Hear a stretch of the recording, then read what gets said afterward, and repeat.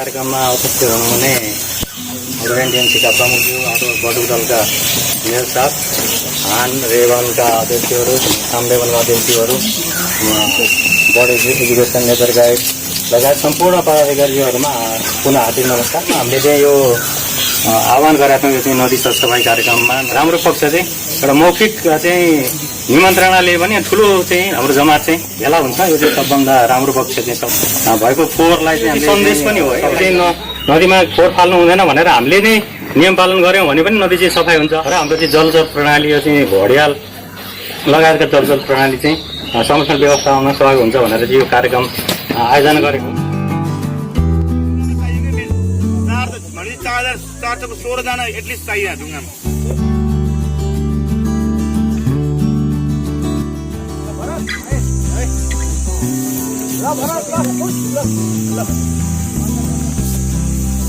हुनुहुन्छ टिकाराम गिरी सर, उहाँलाई चाहिँ स्वागत छ सरसफाइ कार्यक्रममा। अनि हजुरलाई चाहिँ जस्तै यो जुन एउटा अहिले सौरामा चाहिँ चितवन राष्ट्रिय निकुञ्जको आयोजना, हामी विभिन्न सङ्घ संस्थाहरू चाहिँ यसमा सहभागी भएका छौँ नि, यसको लागि चाहिँ हजुरलाई चाहिँ त्यस्तो केही म्यासेज दिनु छ अथवा त्यस्तो कुनै हामीले एउटा बृहत योजना गरेर जान पाएको भए कस्तो हुन्थ्यो, के लाग्छ हजुरलाई? धन्यवाद प्रश्नको लागि। साह्रै सराहनीय कार्य भएको छ र यो श्रेय राष्ट्रिय निकुञ्ज सौरा सेक्टरका प्रमुख गोपाल घिमिरेज्यू र नेचर गाइडका प्रमुख राजेन्द्र धामीज्यू लगायत सम्पूर्ण सदस्यज्यूहरू र उपस्थित अन्य सङ्घ संस्थाका अध्यक्षज्यूहरू र सम्पूर्ण सदस्यज्यूहरूमा यो साह्रै नै सराहनीय काम भएको छ। आज मुलुक मात्रै नभएर विश्व कोरोनाको कारणले शिथिल भएको अवस्थामा पनि हामीले पर्यटन पर्यावरणमा केही गर्नुपर्छ भनेर आज हामी यसरी भेला भएका छौँ। यो उपस्थिति साह्रै नै सराहनीय छ र यसमा अधिकांश हेर्दाखेरि अलिकति संख्यामा हेर्ने हो भने नेचर गाइड भाइहरूको उपस्थिति साह्रै नै सराहनीय देखेको छु र यो निरन्तरता रहोस् र यस्ता कार्यहरू हामीले जति नै सङ्कट परे पनि, जति नै दुःख परे पनि हामीले यी कुराहरूलाई छोड्नु हुँदैन र यसलाई हामीले निरन्तरता लिएर हामी अगाडि बढ्नुपर्छ। हाम्रो हो व्यवसाय पर्यटनसँग जोडिएको छ, त्यो मात्रै नभएर हामी संरक्षणसँग जोडिएका छौँ। हामीले संरक्षण नगरे कसले गर्छ? यो हाम्रो ठाउँ हो, हामीले गर्नुपर्छ र हामीले हातेमालो गरेर अगाडि बढ्नुपर्छ।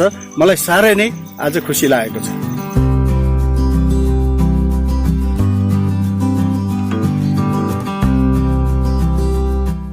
सौरा सेक्टरको प्रमुखको आह्वान अनुसार हामीले चाहिँ यो फोहोर मैला व्यवस्थापन गर्न पर्छ। नदीजन्यहरू चाहिँ जलचरहरूको लागि चाहिँ नै सफा पानी भइदियो भने गरिदियो भने फोहोर मैला भएन भने चाहिँ हामीलाई चाहिँ यो जलचरहरूलाई चाहिँ ठुलो टेवामा चाहिँ हामी संरक्षण गर्नलाई गोहीले अहिले अन्डा दिने बेला, जन्माउने बेला भएको हुनाले हामीले यसलाई चाहिँ सरसफाइको अभियान आज चाहिँ सुरु गरेको हो।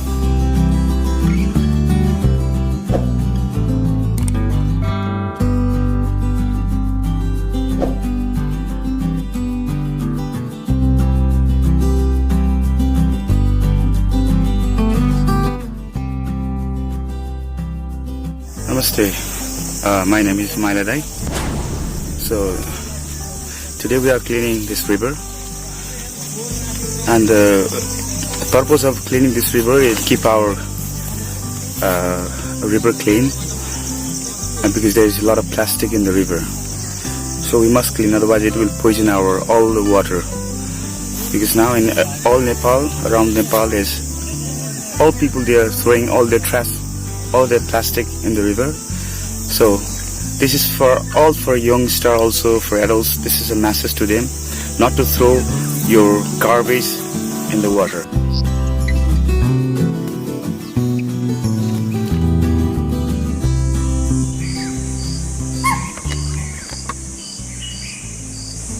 म बाबुराम लामिछाने राष्ट्रिय प्रगति संरक्षण कोषमा अनुसन्धान अधिकृतको रूपमा काम गर्छु। सरसफाइ कार्यक्रममा छौँ र हामी एक दिन त यहाँ सरसफाइ गरिरहेछौँ अहिले। तर म चाहिँ के भन्न चाहन्छु भने सफा गर्ने कल्चर अथवा हामीले चाहिँ बानी व्यवहारमा चाहिँ चेन्ज गर्नुपर्ने जरुरी छ। यसरी चाहिँ सबै ठाउँमा फोहोर देख्दैनथ्यौँ होला, हाम्रो सहर सफा हुन्थ्यो, हाम्रो गाउँ सफा हुन्थ्यो भन्ने कुरा चाहिँ एउटा विशेष अनुरोध सबैजनामा गर्न चाहन्छु। हामी आफ्नो बानी सुधार, टुकार खाएर भोला खाएर जहाँ पाए त्यहीँ फोहोर नफाल्नु, एउटा त्यो सन्देश दिन चाहन्छु भने अर्को चाहिँ हामीले यो सरसफाइ भनेको नियमित रूपमा गर्ने। आज एउटा अभियानको रूपमा हामी यहाँ छौँ र हामी सबै धेरै सङ्घ संस्थाहरू चितवन राष्ट्रिय निकुञ्जको चाहिँ आयोजनामा अगुवाई एकचोटि गरेर हुँदैन।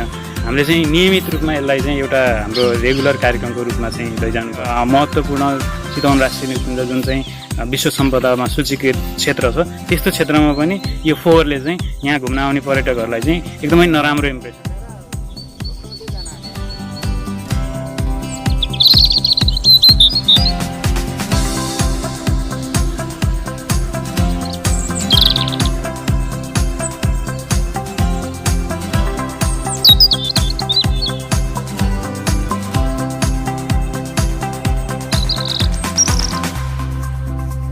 चराको चाहिँ खाएर अब सबै अफिसमा लिएर गएर म्युजियमको लागि लिएर जाँदैछौँ।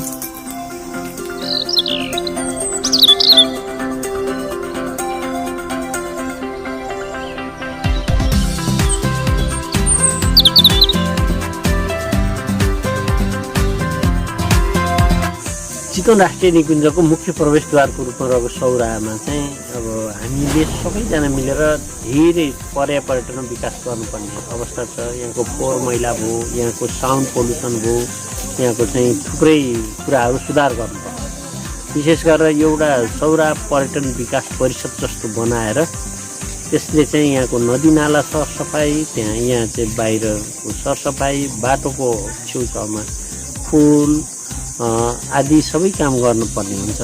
र यो चाहिँ अब सरकारी निकायबाट एउटा एकल प्रयासभन्दा पनि स्थानीय एउटा समूहले चाहिँ टिम बनाएर यो क्षेत्र सरसफाइ गर्नु पर्यो। र यो क्षेत्र मात्रै सरसफाइ गरेर भएन, उता माथि हेटौँडादेखिको सबै मेयरहरूलाई बोलाएर छलफल गरेर नदीमा फोहोर फाल्नु भएन। नदी चाहिँ अब हाम्रो मात्रै होइन, त्यहाँ जलजीवन छ, जलको चाहिँ जन्तुहरू छ, उनीहरूको संरक्षण गर्नलाई चाहिँ यो फोहोरहरू चाहिँ सफा त्यसरी नदीमा फाल्नु भएन भन्ने कुरा अवेरनेस कार्यक्रम पनि गर्नुपर्छ। र यहाँ चाहिँ एउटा टिम बनाउनुपर्छ जुनले चाहिँ यो फोहोर मैला व्यवस्थापन, नदी प्रणाली आदिमा चाहिँ सबैमा काम गर्नुपर्छ। हुन त यहाँ हाम्रो फोहोरको चाहिँ दिगो फोहोर व्यवस्थापन समिति भनेर एउटा छ सहकारी, त्यसले पनि सबैलाई कभरेज गर्न सकेन। व्यवसायी मान्छेहरू अब धेरै आफ्नै व्यवसायप्रति उत्तरदायित्व हुनुपर्ने, अनि टुरिस्ट भएको बेला टुरिस्टतिरै लाग्नुपर्ने। त्योभन्दा पनि अलिक छुट्टै एउटा सौरा विकास परिषद जस्तो बनाएर सबैलाई समेटेर लान सक्यो भने चाहिँ यो बेटर हुन्छ। मेरो चाहिँ सुझाव चाहिँ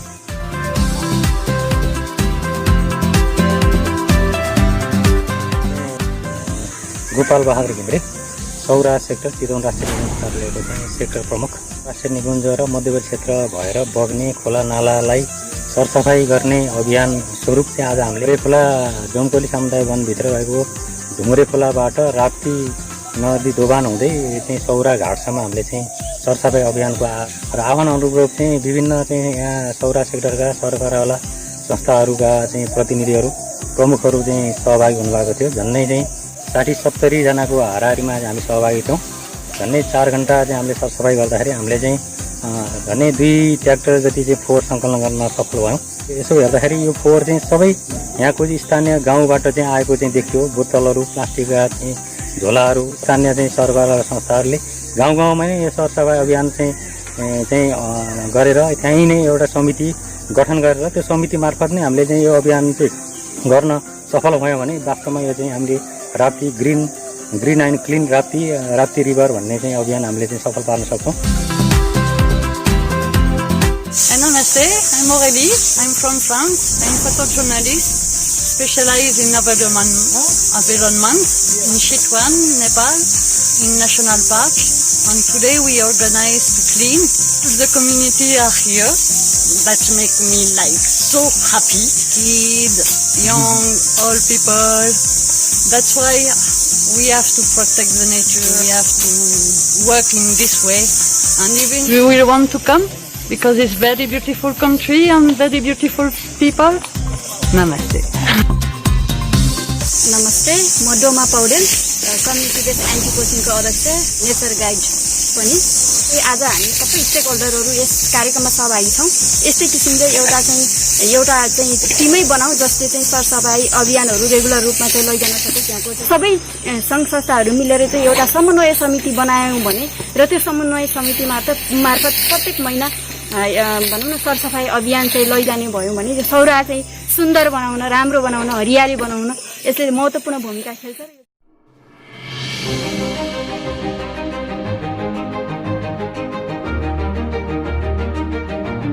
म बडुदलगढको मेजर राजीव चन्द।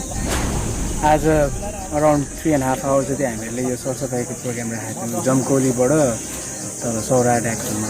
र यसमा जति पनि हामीले फोहोरहरू कलेक्ट गरेर म्याक्सिमम् यो घरेलु युजहरूमा प्रयोग हुने बोतलहरू अनि प्लास्टिकहरू मात्रै हामीले घटाएको छौँ।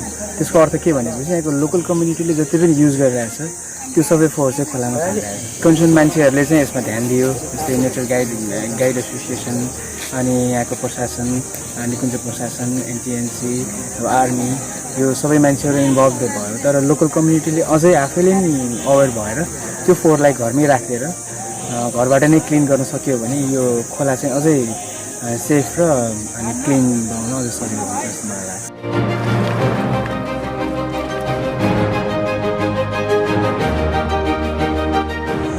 मेरो नाम जितबहादुर प्रधान, म बागमारा मधेस संरक्षणको अध्यक्ष। फोहोर मैला व्यवस्थापन चाहिँ अहिले विश्वमै चुनौतीको विषय बनिरहेको अवस्थामा यो पर्यटकीय नगरी सौराका सम्पूर्ण संस्था मिलेर र सम्पूर्ण व्यक्ति संस्था यहाँको चाहिँ सरकारी निकाय निकुञ्ज लगायतका सम्पूर्ण मिलेर चाहिँ दिगो फोहोर व्यवस्थापनको लागि हामी सबैजनाको हातेमालो गर्दै संस्था चाहिँ निर्माण गर्नुपर्ने आवश्यकता रहेको छ। त्यसैले यो सौरा क्षेत्र चाहिँ सरसफाइ कार्यक्रम गर्दै कार्यक्रमहरू संरक्षणका शिक्षाहरू स्कुलमा गाउँ गाउँमा लाने तरिकाले चाहिँ हामीले गर्नुपर्दछ। हामी अब निकट भविष्यमा यी कार्यक्रमहरूसहित सम्पूर्ण संस्था मिलेर चाहिँ यो कार्यक्रम गर्नको लागि हामी अगाडि बढ्दैछौँ। नमस्कार, मेरो नाम टिकाप्रसाद कँडेल। नदी नालाहरूमा विभिन्न किसिमका फोहोर मैलाहरू चाहिँ हामीले सरसफाइको कार्यक्रम चाहिँ गरिरहेका छौँ। यो रतनगर नगरपालिका वार्ड नम्बर 5, 6, 7 अन्तर्गत रहेका सम्पूर्ण युवाहरूबाट चाहिँ विभिन्न फोहोरहरू आउने भएको कारणले गर्दाखेरि यो फोहोर मैला सम्बन्धमा चाहिँ स्थानीय सरकार र सङ्घीय सरकारले चाहिँ यसको चाहिँ जिम्मा लिनुपर्ने छ। किनभने उपल्लो तहबाट चाहिँ विभिन्न किसिमका फोहोर मैलाहरू चाहिँ नदीमा आउने कारणले गर्दाखेरि चाहिँ यहाँ फोहोर भएको हुन्छ र यहाँ यो लोबन्नो भन्ने एउटा घडियाल प्रजातिको छ। त्यो घडियाल चाहिँ अब लोप भएर जाने सम्भावना हुन्छ यदि नै हामीले चाहिँ ध्यान आकर्षण गरेनौँ भने यसले चाहिँ विकराल रूप लिनेछ। साथसाथै यहाँका सम्पूर्ण किसिमका जनावरहरूले पानी खाने हुन्छ। नमस्ते, म ऋषि तिवारी, युनाइटेड हात्ती सञ्चालन सहकारी संस्था अरेन्ज सागको निर्देशनमा हामीले यो विभिन्न सङ्घ संस्थाहरू मिलेर यो सरसफाइ अभियान चलाएका छौँ। सम्पूर्ण सङ्घ संस्थाका अध्यक्षज्यूहरू र यहाँका व्यवसायी साथीहरूलाई हाम्रो यो युनाइटेड हात्ती सञ्चालन सहकारी संस्थाको तर्फबाट र म स्वयं अध्यक्षको नाताले आज यो जुन सरसफाइ कार्यक्रम गरेका छौँ यसलाई चाहिँ हातेमालो गर्दै प्रत्येक महिनामा हामीले यो वन्यजन्तुसँग संरक्षण गर्ने क्रियाकलापको अलावा यो पनि प्रत्येक महिनाको प्रत्येक हप्ता सबै सङ्घ संस्थाहरू मिलेर गर्नु पाएमा यो सबभन्दा राम्रो हुन्छ। यसलाई कन्टिन्युटी दिनको लागि म अडेन साहब लगायत सम्पूर्ण निकायहरूलाई हार्दिक अनुरोध गर्छु। नेचर गाइड एसोसिएसनले राम्रो किसिमको पहल गरेको छ।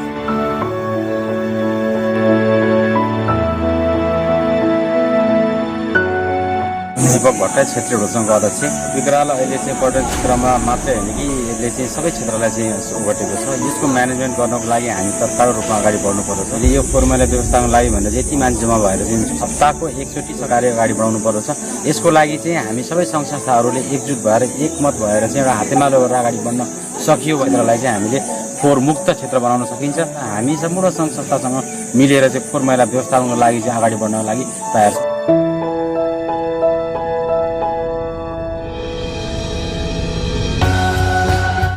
दिपेन्द्र खतिवडा, रेस्टुरेन्ट बार रेस्टुरेन्ट सौराको अध्यक्ष। फोहोर मैला यो समस्या सबै ठाउँमा उस्तै छ, तर समिति बनाएर मार्फत सबै स्टेक होल्डरहरूलाई समावेश गर्यो भने, किनभने फोहोर पनि सबै संस्थाहरूबाट प्रतिनिधित्व गर्ने त्यहीँको व्यक्तिहरूले गर्छ भने संस्थागत रूपले यो फोहोर फाल्नु थाल्यो भने हामीले फोहोर सफा आफैले गर्नुपर्छ भने फोहोर फाल्नु पर्दैन भन्ने एउटा म्यासेज सबै ठाउँमा जान्छ। सबै यो अब हातमा यहाँको सौरामा रहेको जति पनि सङ्घ संस्थाहरू छ सबैको स्टेक होल्डर सबै मिलेर व्यवस्थापन समिति बनाएर यसलाई लायो भने पक्कै पनि यहाँको फोहोर मैलाहरू कम हुन्छ जस्तो लाग्छ। यसरी गर्न हाम्रो संस्था यसमा हातमेला गर्नलाई तयार छ।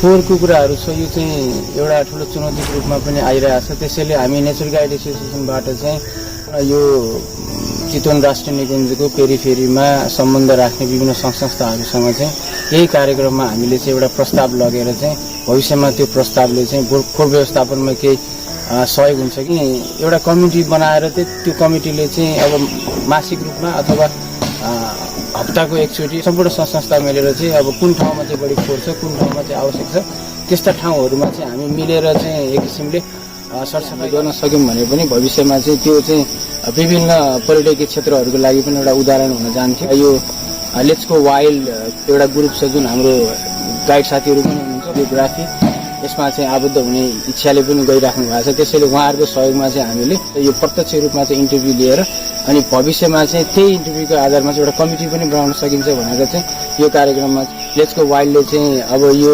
भिडियोग्राफीको लागि चाहिँ ठुलो मद्दत पनि गरेको अवस्था